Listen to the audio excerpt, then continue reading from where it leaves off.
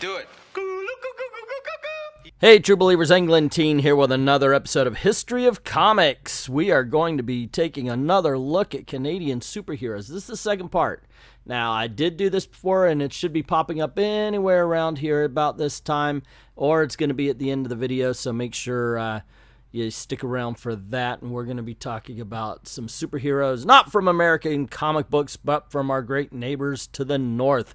In particular, one publishing company. We're going to be looking at Bell Features. Now, this started off as a sign company. Commercial Signs of Canada, started in 1930. There was this dude, he's an artist, his name was Ed Legault, and he came up and he's like, dudes, there is a lot of money to be made in this comic book racket. But, yeah, his bosses were kind of hesitant until WECA was passed. WECA was this... it was in the first video that I did, where it was just this program to help Canadians' economy, the Canadian economy. Yes, it's Canadian, not Canada. Get used to it. So anyway, they did actually start putting out comic books, starting with WOW Comics in September of 1941, featuring the space adventurer Whiz Wallace, and we're going to be talking about him and many others today, so kick back, relax, and let's get this party started. And as promised, we're going to start off by talking about Whiz Wallace. First appearing in WOW Comics #1 and created by E.T. Legault, Whiz Wallace's first few issues, actually about 9 or so, ended up with him in space. See, he was a former United States Air Force pilot who ended up fighting Nazis, a villain called the Spy Master, but one time he and his partner, Elaine Kenyon, end up getting shanghaied to the planet of Vezra, and there they get a rocket ship and begin to explore new planets until they make it back to Earth. In WOW Comics #11, now little tidbit here is that his real name was never revealed. So is he a something Wallace? Is Wallace his last name? Is he an actual Wally? Nobody knows, never revealed. That is quite an oversight, if you ask me, by his creators. Anyway, let's move on. Well, super duper Mr. Cooper, we are next talking about a character called the Penguin, created by Adrien Dingle in 1943, July 1943, first appearance, WOW Comics #15. While his name could make you confused with a Batman villain, his entire persona could make you have him confused with Batman himself. He's a what is his name? It's like Bruce Barron is his real name. Or some people think, though, Adrien Dingle was trying to fool people, and it was because he apparently had people ripping off his mask all the time, but they would die after, so they couldn't reveal his secret identity. And in the end, he really is just another Canadian super spy crime fighter with nothing but athleticism and a bird mask with a tux. Actually, it's kind of a cool costume, to tell you the truth. Okay, gang, now we're playing with the big boys. Here's Johnny Kanuck. He was so important, so huge during World War II, he was actually commemorated on a Canadian postage stamp in 1990s. Not kidding, that actually happened. Who is he? What is he? He first appeared in Dime Comics #1 in 1942, created by a 15-year-old Leo Boxley. And, man, you're not going to believe his superpowers. Nothing. He's a member of the United... I guess maybe he's a member of the Canadian Air Force this time. That's why he's so important. But basically, he's James Bond for Canada. I mean, he's a normal guy, really good agent. Strength is almost superhuman. But... yeah, there you go. Never wore a costume, just normal clothes. Went around. He was given powers to go around the world and do whatever he needed to do to get the job done. Like I said, James Bond for the Canadian set. There are not a lot of pictures of the Phantom Rider, and I think I know why. Here's his origins. Well, first, let's say it's created by Jerry Lazar, Rene Kolbach. In 1943, his first appearance was WOW Comics #16, and I do have to give a thumbs up for the fact that he's not a former United States Air Force or even Canadian Air Force member like everybody else. What he is, though, is a guy who comes home from riding out on the range to see his father being lynched. He's told his mother's already dead, go away, but the bad guys shoot him down and leave him for dead. He recovers and then seeks revenge as the Phantom Rider. I guess Lone Ranger was already taken, because that's exactly the origin of the Lone Ranger. Not exactly, but it's pretty damn close.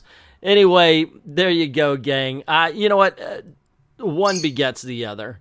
You got Batman, you got Moon Knight. It's the way it happens sometimes. Alrighty, gang. Here's a character I actually recognize. He's been around for a little bit, and I could see why this one gets revived. So he's created by a guy named Fred Kelly, and Dr. Stern appears. He appears in his civilian identity, WoW Comics number 26, in May of 1945. But then in June of 1946, he comes out as Mr. Monster. And his deal is, he's just a normal crime fighter who came across some monsters and then said, you know what? That's what I'm going to do from now on. I'm going to hunt down and I'm going to kill monsters. Now, the reason why we know Mr. Monster more than most of the other Canadian heroes we see is that Bell Features ended up selling the character, and he ended up in a comic book called Super Duper Comics. Well, Michael T. Gilbert in 1984 found himself a copy of this and decided to revive the character. Either way, you know what? I always thought he had one of those goofy outfits that the more you look at it, the more it becomes cool, kind of like the Wesley Dodds Sandman.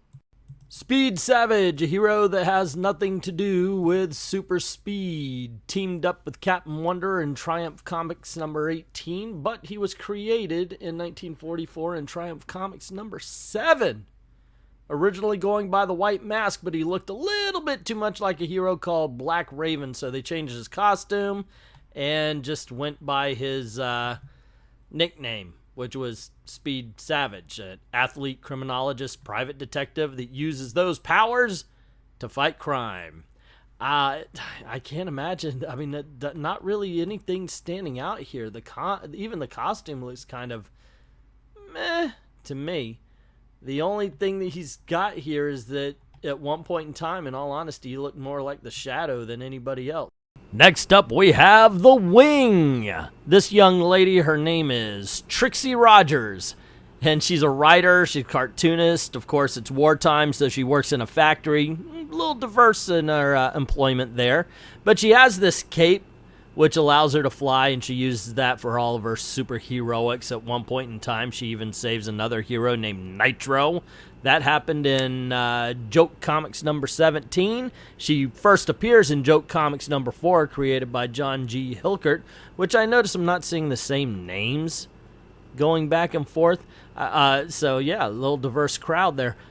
So anyway, this young lady, I mentioned she's a writer. She's all of her stories tend to be based on whatever her heroics are. So the character in her stories becomes an avatar for her superhero life. Next up, we have the Brain, and Pinky and the Brain, not that Brain, nope. This one's created by Leo Baccio. Hey, we've heard that name before. He, not Leo Baccio, but the Brain had appeared in Active Comics from 1942 into 1946, making his debut in, not Action Comics, but Active Comics number 1.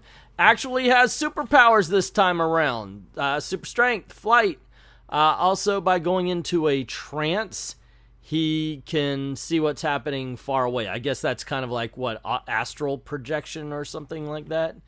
Let's see, his history, his origin story. When a great hero of World War I lies dying, he is addressed by a friendly spirit. He informs the spirit that, like freedom, I'll never die. My spirit will live on in my son. Sure enough, the offspring was given visionary powers that enable him to destroy Nazis operating in Canada in 1939. So there you go. He's a Nazi fighter. Wichita. Next up, Thunderfist. Dun, dun, dun. I just dig on the name. Randolph Steele, reporter, scientist, and strongman for Sideshow. There you go. With a brother, Daniel Steele. I am not kidding about that. That is absolutely his name. He also first appeared in Active Comics, and he's got he's a scientist. He's got technology. He's got plates on his feet that allow him to move at super speed. He's got a belt that allows him to have super strength, and he could ride on electrical currents and absorb electricity as well. So, hey, That, with a gas mask and his own particular intelligence, okay, we got a superhero here, finally. Created by E.T. Legault and Murray Karn. His scientist brother Danny is murdered, of course, by Nazis. He can't have it any other way. So Randy Steele changes profession using his own expertise to create all of the devices I mentioned and become the costumed crime fighter, Thunderfist. Dun, dun, dun. Alrighty, anyway. Alrighty, gang, and even though we are only halfway through Bell Comics, we're going to end this chapter of the Canadian heroes right here with the Invisible Commando, otherwise known as, well, I should say Lee Pierce, otherwise known as the Invisible Commando. This is their war guide. This is their unknown soldier, if you will. He was featured first in Commando Comics, 1942, and created by Leo Batchel. Apparently, I said that they didn't seem to have one guy making a whole bunch of characters. Leo, are you their Stan Lee? Are you the Canadian Stan Lee by creating all of these heroes? I don't know. Perhaps you are. He's able to become invisible temporarily by taking a little formula. So I guess anybody could be the Invisible Commando, just saying. And if he gets wet, he goes back to being visible. So prior to enlisting, this is his little origin story. In the Royal Canadian Air Force, Lee Pierce was a brilliant scientist, aren't they all? Among his many accomplishments was a formula that turned blood corpuscles colorless, thus rendering a person invisible. And now he uses the formula to undertake missions in occupied Europe. So there you go. He is a Nazi fighter. And don't we need more of those, like real, not the fake ones we see hanging around Portland? So there you go, gang. That is the first half of Bell Comics. There's a lot of Canadian heroes out there that you probably have never heard of. Sure, we've heard of Mr. Monster, and I've heard of Johnny Kanuck even, tell you the truth.